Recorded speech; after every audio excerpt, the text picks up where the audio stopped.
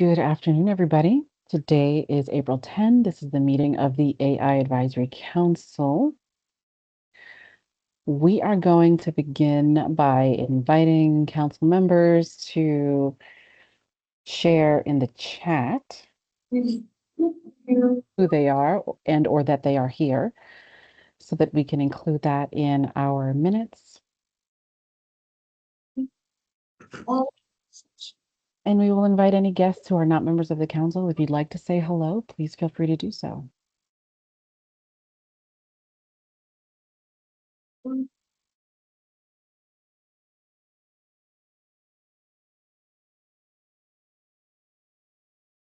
While we are rolling with intros, I wanted to ask if anybody on the council has something they'd like added to today's agenda.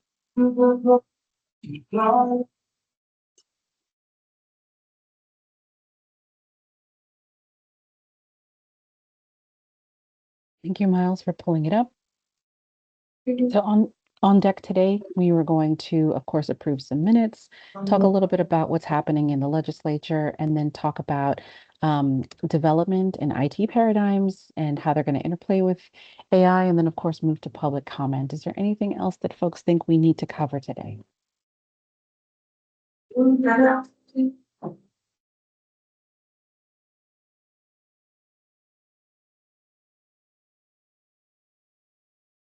Okay.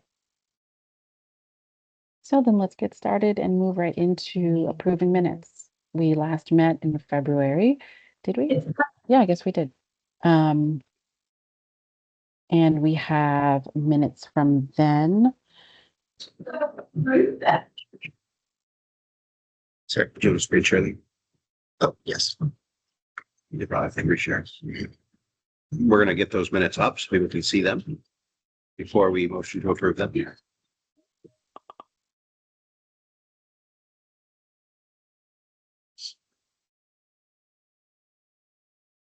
There's also a link in chat. If you scroll to the bottom of the chart there, you'll see the most recent, the minutes from the most recent meeting, which is the February one we're looking at.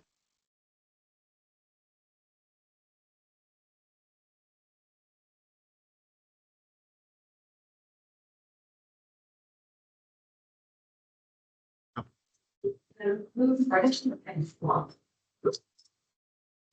for those who are looking at it, and if you are satisfied, we will take a motion to act on them whenever anyone is ready.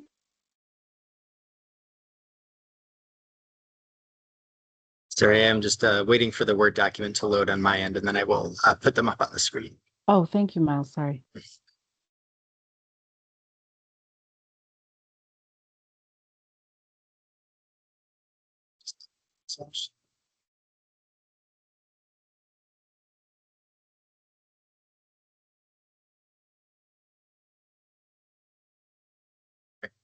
So here are our minutes from our 2026 February meeting. I will just slowly scroll through if that works for everyone.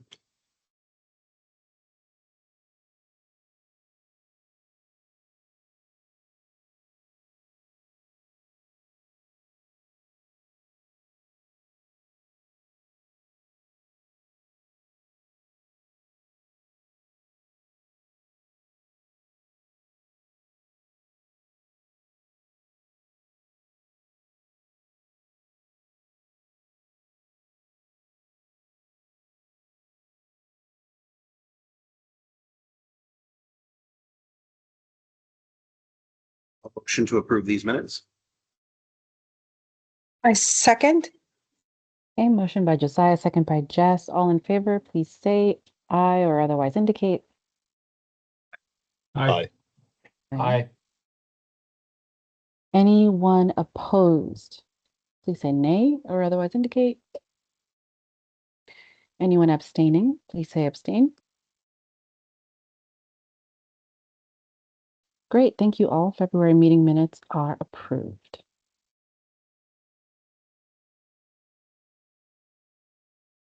Next up, we are at legislative update.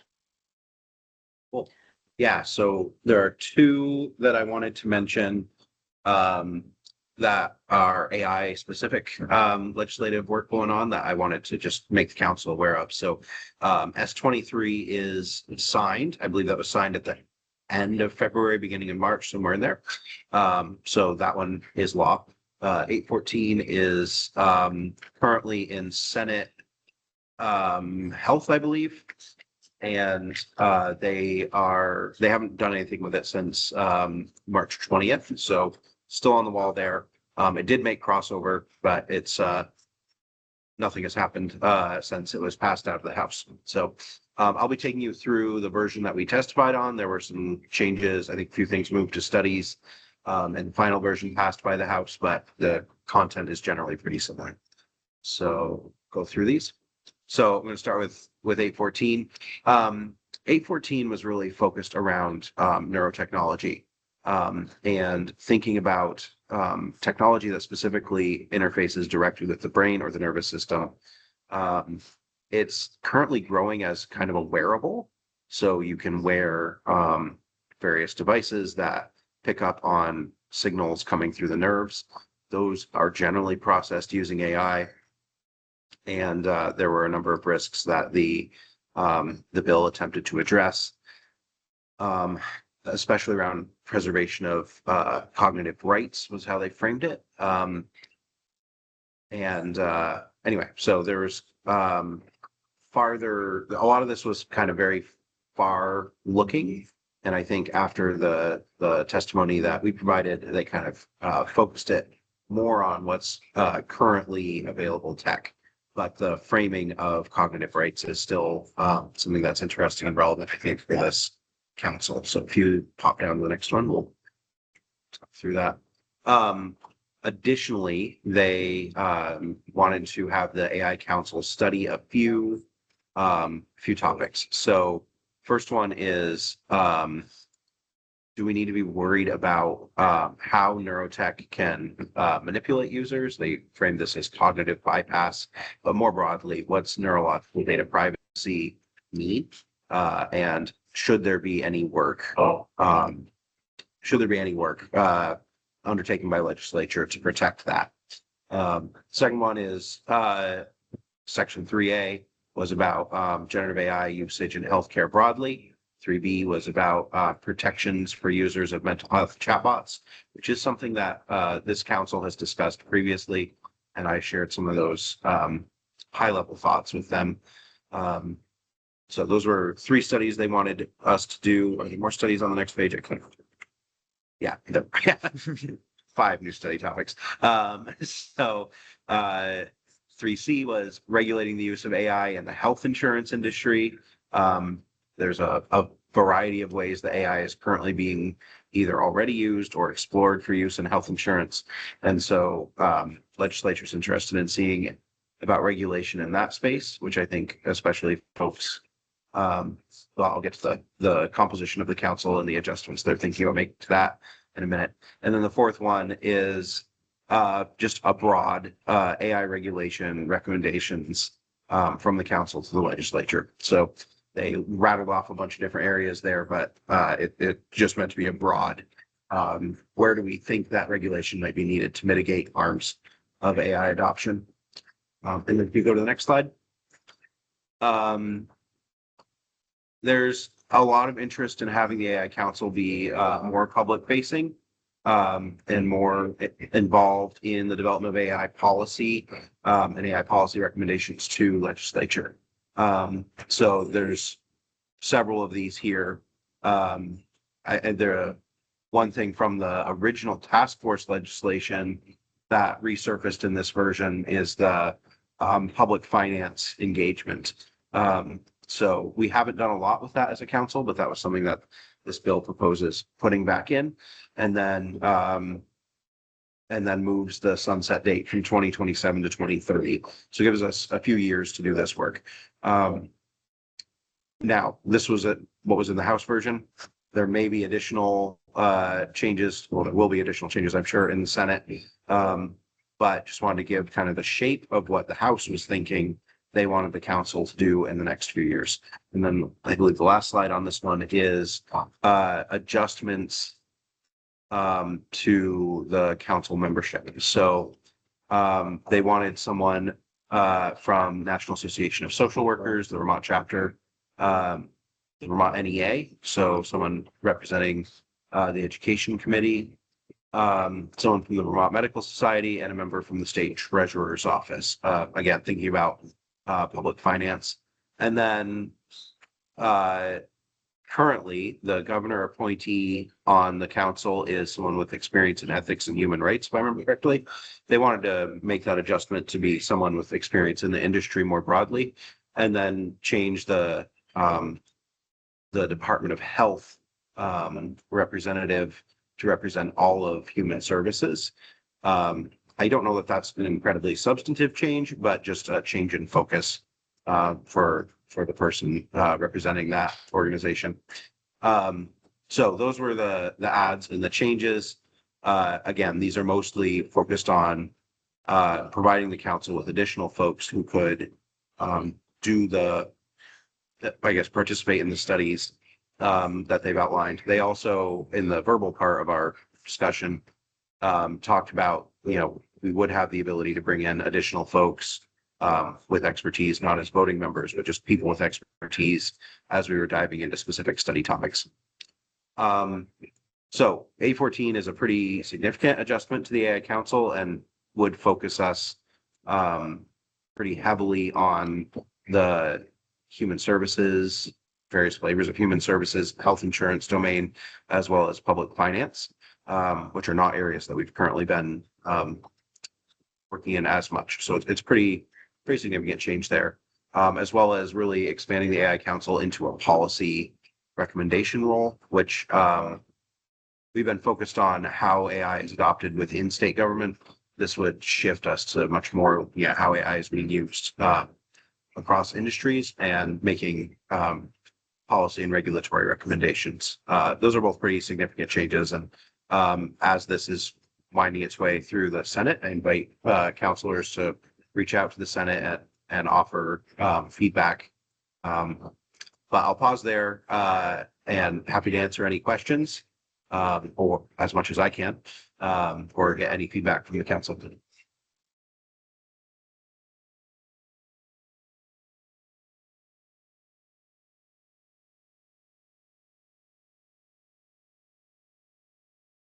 Okay, I gave an awkward pause and I didn't see any hands go up. Susanna, feel free if I missed anything to chime in. No, that was very thorough. Thank you. If no other thoughts on legislative updates, are people okay if, I'll jump into S23. I just wanted to make sure no one had thoughts on A14. oh, This my one will bad. be shorter though, I promise.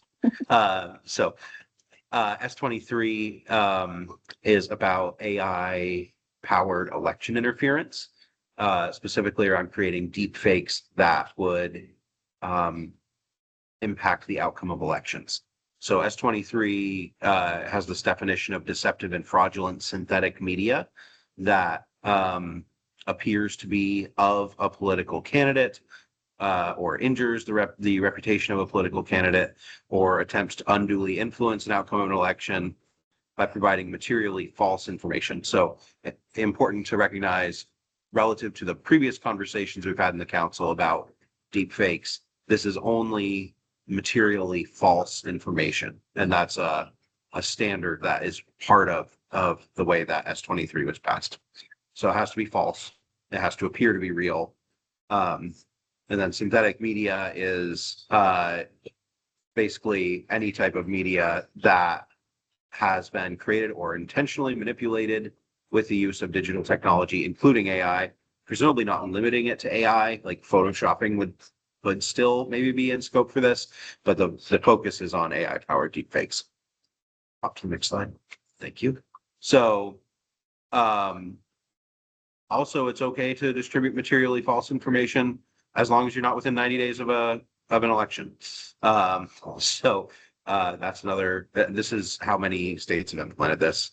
So within 90 days of an election, you have to include that disclaimer: media has been manipulated or generated by digital technology and depicts speech or conduct that did not occur. Those exact words have to be included when distributing any type of deceptive media within 90 days of an election. So that's the main action that folks need to take if they want to put materially false statements about other candidates on the air and make it look as if that materially false things actually happen. Go to the next slide. There's lots of details about the disclosure. It has to be like in a banner on the video and legible throughout. If it's audio, it has to be at the beginning, the end, and every 2 minutes. And in either case, it needs to be accessible to however people are consuming that media. So if someone maybe, it needs to be available for, say, a screen reader, if someone is watching the video using assistive technology, things like that. The signal about it being materially false has to be available there.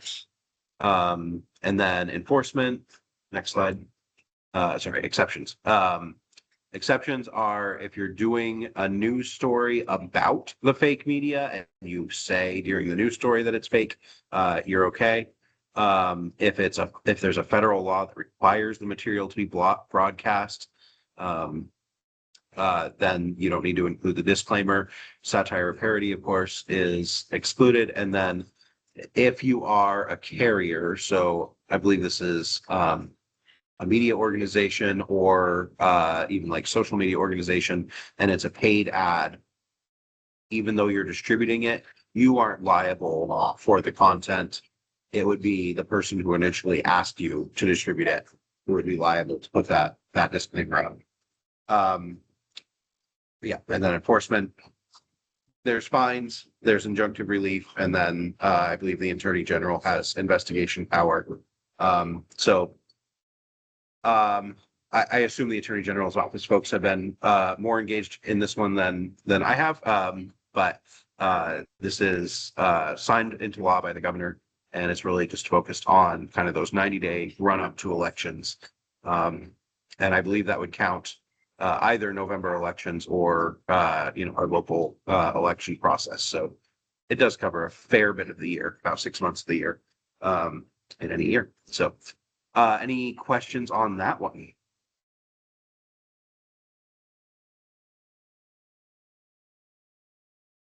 Okay. All right, thank you. I'll hand it back. I guess the next agenda item is Miles, so I can either toss it off to you or Susanna if you want to introduce it. You're welcome. All righty.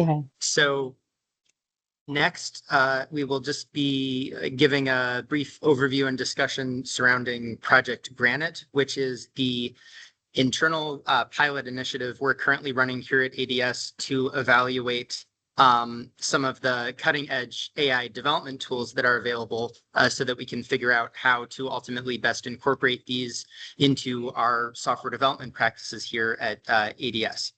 So the rationale underpinning this project is that we're now seeing that it's possible to create entire applications using a variety of different low-code or no-code AI development platforms. One in particular that we're exploring is called Base 44, but there are others, including Lovable and Vercel, that have similar capabilities. And the gist of these platforms is that you can input the prompt describing what you want to create, and then just about instantaneously, or at least in relative development terms, these applications can then in turn generate a working application that does what you ask. So it's really impressive to see in real time, just seeing an entire application spanning several thousand lines of code, get generated in a matter of minutes. But the big question here is that, seeing a prototyped application that works as expected versus seeing the underlying code at a point where it can safely actually be moved to production and hosted in a production environment, including integration with other state of Vermont systems, that spans multiple extremely critical steps that in many respects are actually the most complex element of software development beyond just the initial step of generating an application in the first place. So we're looking at trying to evaluate, how we can safely and efficiently, move these types of AI generated applications through security review and audit, how can we ensure that we're thoroughly understanding from a developer perspective what these applications are actually doing underneath the hood, particularly for any applications that involve artificial intelligence, not only for the creation of the app, but for driving the underlying functionality. How can we be sure that those algorithms are implemented properly and in alignment with our ethics and standards? How can we move through user acceptance testing to make sure that any edge cases are addressed? So the fact that we can now create proof of concept apps in minutes, it's A, fascinating, and B, promises to offer a lot of efficiency gains in our software development lifecycle. But being able to effectively capture those efficiency gains is going to be contingent on working through how to best adopt all of these follow-on practices accordingly. Can I chime in for just a second? Yeah. So one of the pieces that I'm really excited about with this is it shifts the conversations really quickly from to the problems we're actually trying to focus on. So like yesterday, one of my peers came to me with an issue that they were facing. And during the course of the meeting, I vibe coded an app and was like, all right, would this work? And they're like, yeah, mostly, but this, and this need to change. And like, okay, now we're getting to really substantive, like, what were the parts that we didn't communicate well about the requirements? What were the parts that, we need to spend time on?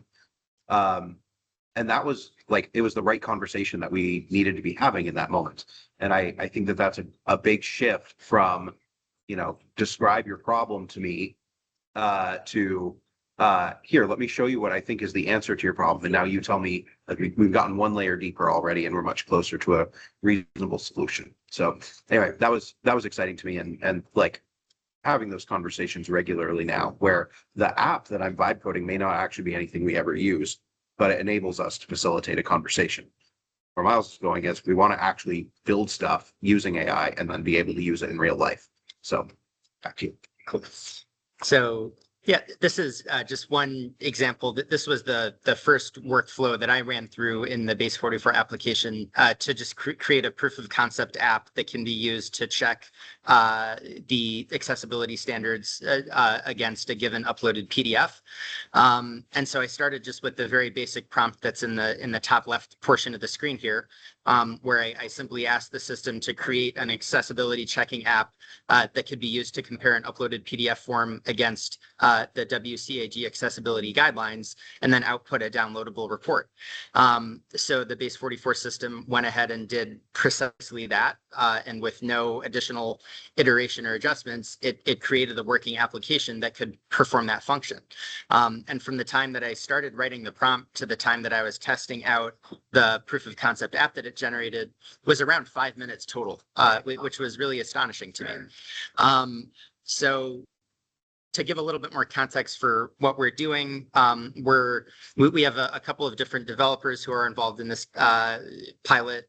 They have varying backgrounds. So some are a little bit more focused on development, with software development centric backgrounds. And then others are more focused on business analysis, with, backgrounds focused on working with business partners to gather requirements and that type of thing. But so we're partnering with a couple of different groups within our business office, intending to start small, focusing on these discrete internal utility applications, that don't require complex integration with multiple other state of Vermont systems, just to keep, the process as simply as we can for this initial pilot stage. And we have already found, to Josiah's point that he made a minute ago, that just this initial rapid prototyping process where our developers sit with our business partners and hash out what these applications need to look like and what features they need to have, it has thus far been, in many respects, a more comprehensive and effective way to gather requirements than just sitting and trying to ask questions to better understand what the business partner needs. Just because I think for most people, sitting in front of an application and iteratively improving that over an hour-long session, say, that can be a much more effective way for them to articulate what their requirements are than just having to sit there and work through their ideal concept of an application in memory. But again, there are still quite a few unknowns here, like, whether the steps following this initial rapid prototyping process can be safely and effectively streamlined, to what extent it makes sense to streamline them. One big unknown that I have is how we can most effectively train developers to use these new processes. I've been doing a lot of thinking about various risk analysis paradigms that are used in the software development space, and whether or not they will continue to be appropriate for AI-assisted development moving forward. One of the questions here that we've identified is that AI-generated applications, they're not inherently more complex than applications that are built by human developers, but relative to the human understanding of the application, they are considerably more complex, just because a developer who takes weeks or months to create an application, they're going to be considerably more familiar with what exactly that application is doing, what all of its subcomponents are doing and how they fit together, compared to a developer who's interacting with one of these AI rapid prototyping systems that can generate thousands of lines of code in a matter of minutes. So to speak a little bit more about the questions that we're looking to answer. So on the tool evaluation side, I already mentioned some of the prototyping low-code, no-code applications that we're using. We're also exploring what are called pro-code AI tools. So that those would be more clearly described as code assistants. So tools like Claude Code, for example, that's the main one that we're using for the purpose of this pilot. And the gist of the workflow is that we're beginning with this rapid prototyping stage where each developer is collaborating with their business partner to get a proof of concept version of their application built out. And then from there, once they're comfortable with the requirements and comfortable that no additions are necessary to the UI of the application, we're pulling the source code. And then from there, we're leveraging Claude Code in addition to developer experience and conventional knowledge with respect to software development, to figure out what adjustments are necessary to make to the applications so that they can actually be hosted safely in our production environment. So we're hoping to understand more clearly what the capabilities of these tools are, both at present and how those capabilities may change in the future. We're trying to get a clear sense as to how our process of software development and delivery will change, say from 2027 moving forwards, assuming these tools do become more widely adopted. It's also occurred to us that there are going to be certain types of problems that are better suited to this type of AI-powered development. So for example, that we've already identified that this is considerably easier for relatively simple applications that are discrete or somewhat standalone in terms of their integration requirements with other state systems. But what other details regarding the specific nature of the problems can we identify to figure out what problems are a good strength for this paradigm? Relatedly, what developer skills and then processes and process standards and requirements beyond just the tools alone are going to be needed to make this successful. Can we actually effectively deliver evergreen systems over the long term using this approach, right? How do our follow-on maintenance requirements and our capacity utilization geared solely towards software maintenance change if we get to a point where we can, rapidly deliver a standalone application in a matter of days or several weeks, versus many weeks or months. The ongoing maintenance requirements for AI-generated applications are not inherently uniquely different compared to the maintenance requirements for human-generated applications. So how can we ensure that our organizational maintenance capacity can match, the increased demand for maintenance that would arise if we are delivering a high rate of these AI-generated systems? How can we do this safely, especially from a security perspective, given that disconnect that I mentioned, where at a fundamental level from the outset, it's a lot harder to understand, the specific details of how, a multiple 1,000-line code base is operating when, we haven't individually authored that code base and we've offloaded that initial prototyping to an AI system that is inherently a lot more opaque relative to our understanding. And then critically, between the initial done phase where we have one of these prototypes complete, and then what Josiah calls the done phase, where we've moved through security review and all of the other requirements, to a point where an application is safely hosted in our production environment. What specifically needs to happen to get between those two steps, and how does the code being generated by AI at the outset change those?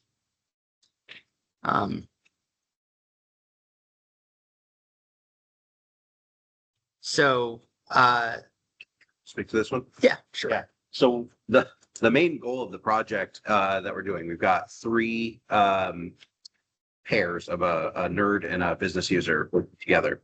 The main goal, though, is not actually to deliver anything in this project. If we get to, then that's a great thing. The goal is actually to get the lessons learned out of it. So we've talked a lot about those in the previous questions, so I won't spend a lot of time on this. But one of the things that we've been thinking about a lot is that the generation of the code was not really ever the hard part of IT projects. And that's why that part got outsourced to other countries largely. So we've made that part kind of much easier.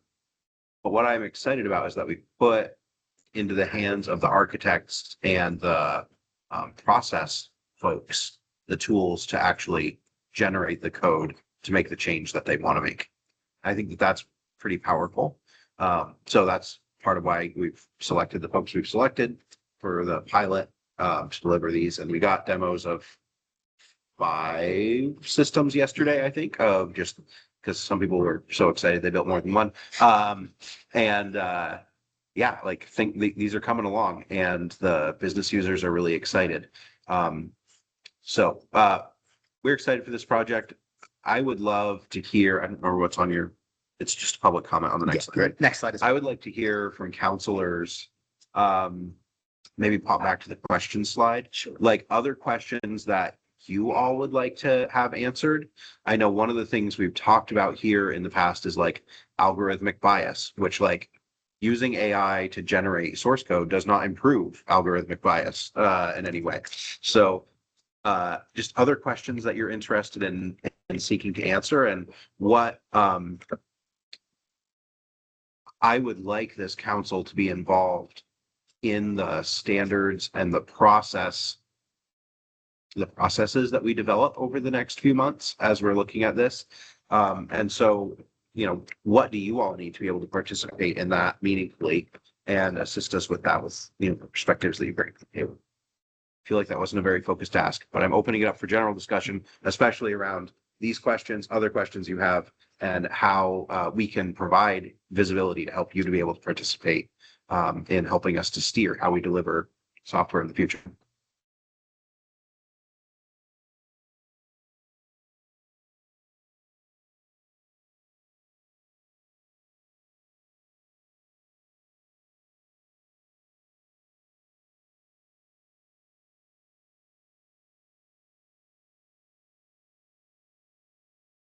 So hearing great silence, I thought your comment about offshoring software development was really interesting, Josiah.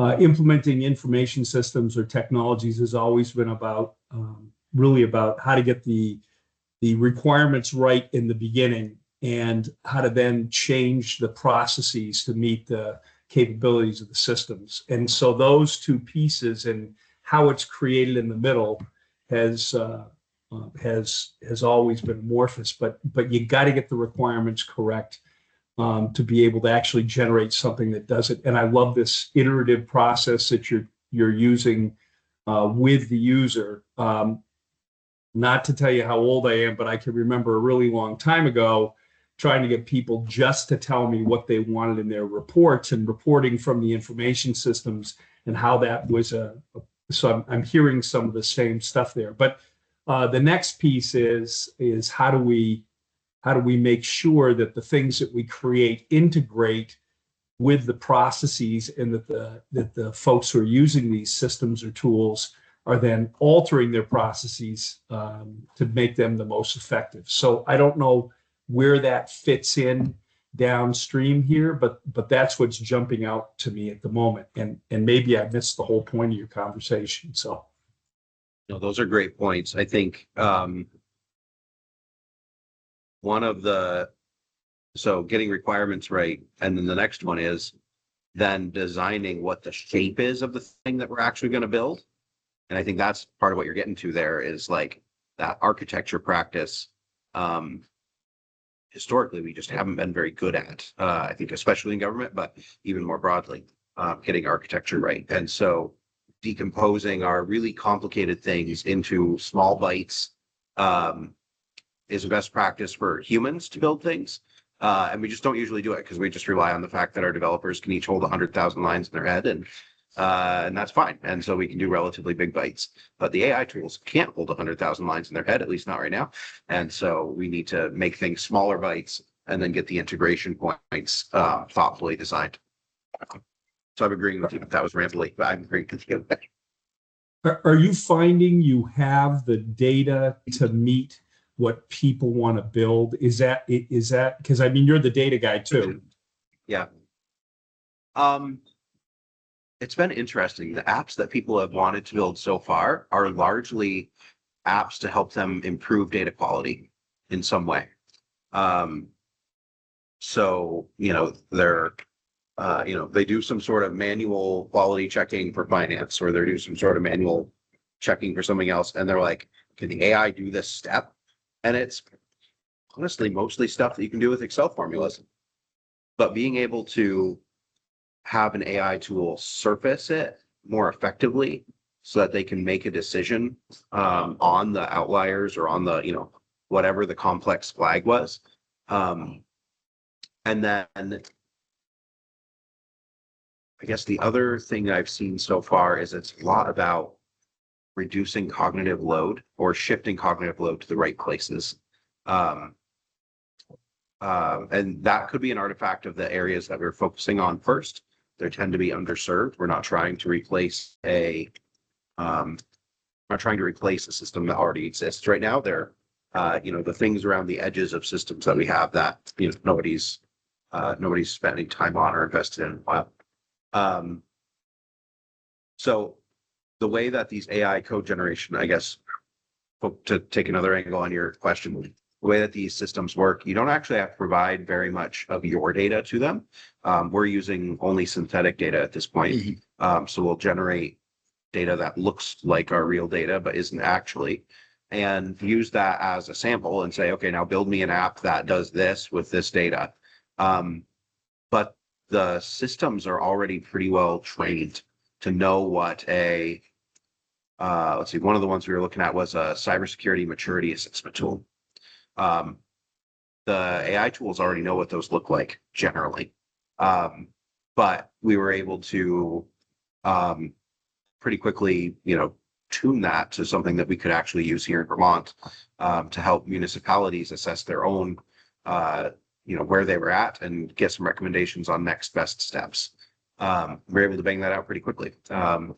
And so we were exploring, like, what would that take to put that into production and make that available to towns in a way that doesn't, we're not actually collecting any data from them that is sensitive, but would allow them to kind of assess their own maturity. And so we didn't actually need to use much of our data. It was more use the NIST standards, use the, various artifacts around this already, and then use the general domain knowledge of these code generation tools to know what the shape of a whatever system looks like. And it puts it together. Yeah.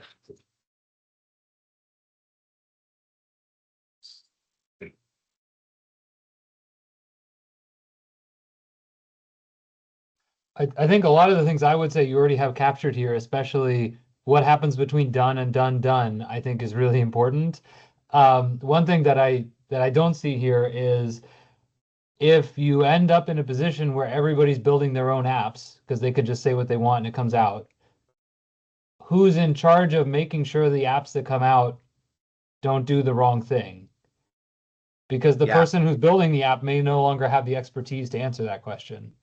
And if you're not buying the app from somebody, then like the person you're buying it from normally would be responsible for making sure that it does the right thing. If that person's no longer like a person in the picture, then who's responsible? Yeah, that's a really good question. We have done this before, right? When Microsoft Access came out, and all of a sudden the Office admins became the IT professionals for their organization. That world created a lot of technical debt. because those apps actually tended to work pretty well, but it was a problem when the person moved on, or for some other reason, the domain knowledge was lost. So I am very, that is one of the reasons we are doing this on such a small scale at first, is because I don't want to relive those days. Some of the strategies that seem promising during our initial look is having standards, basically a standards document that is targeted toward these AI tools. So for Claude Code, this is called a claude.md file, and you basically put general instructions about how these things ought to work into a file that can be used by these tools to guide them. And then the other piece is, to some extent, I think these tools shift us from spending time in the development cycle, and they just shift some of that time over into the testing cycle. And so that's another piece that historically, if the developer says it's okay, it probably works okay. That is less the case with AI. The AI will happily tell you this feature works perfectly, and then you'll find out it doesn't. So that's another dynamic where we'll need to make better investments in testing flavored skill sets going forward.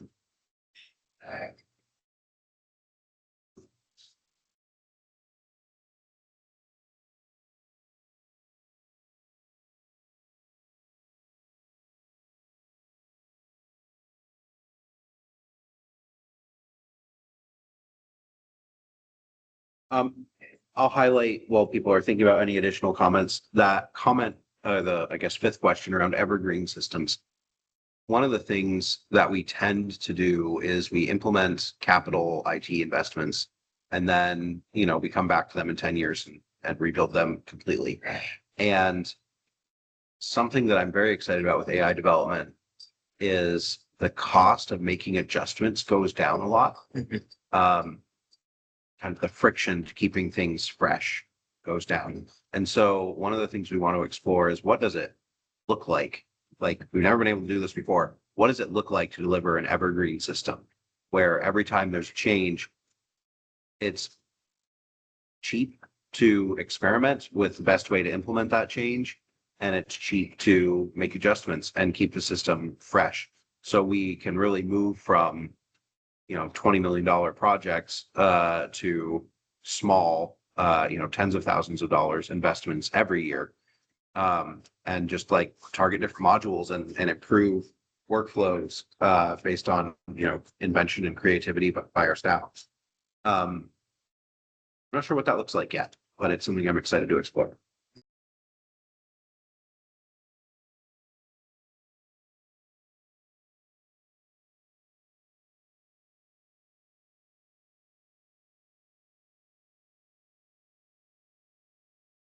Well, Susanna, do you want to go to public comment or see if there's any other business first, or? Right. If no other questions or reactions to what we've heard, then is there anything else that council members want to chime in on before we head over to public comment? I would just make one small comment on your comments, Josiah. Yes, evergreen is wonderful. Usually the biggest lift for any sort of point increase that you're doing is that you got to test everything within the systems, and that can become a monolithic activity and gets in the way of people doing their jobs to be able to implement new systems as well as changing the processes. And so it sounds like a great idea to have evergreen systems, and I can see how we can create continuous improvements.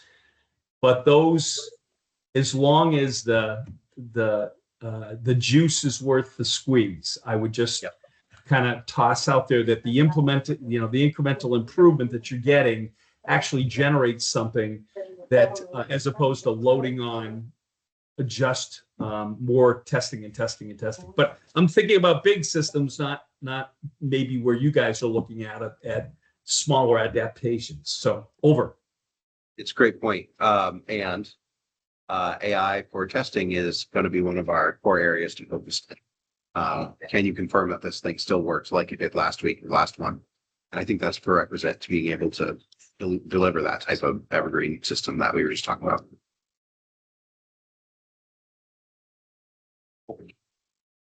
Thank you all for your comments. Really appreciate it. And we'll use these to kind of make our pilot more effective. We'll probably do another readout on it next month. And then I think we'll be wrapping it up in June, right? Yeah, should be wrapping up in June. Yeah. So, yeah, be able to provide you some feedback then. All right.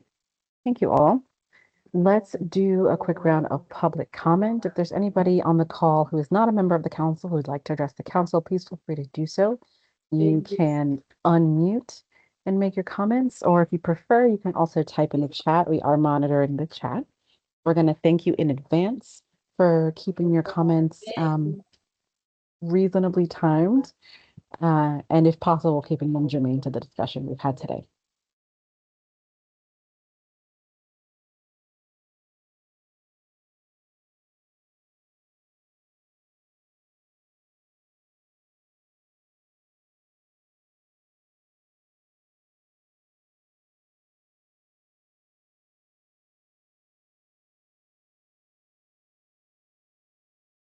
All right, seeing no one unmuting and seeing no typing bubbles in the chat, that sounds like the deafening sound of a Friday afternoon. So if you all are prepared, then perhaps we can begin to close our meeting today.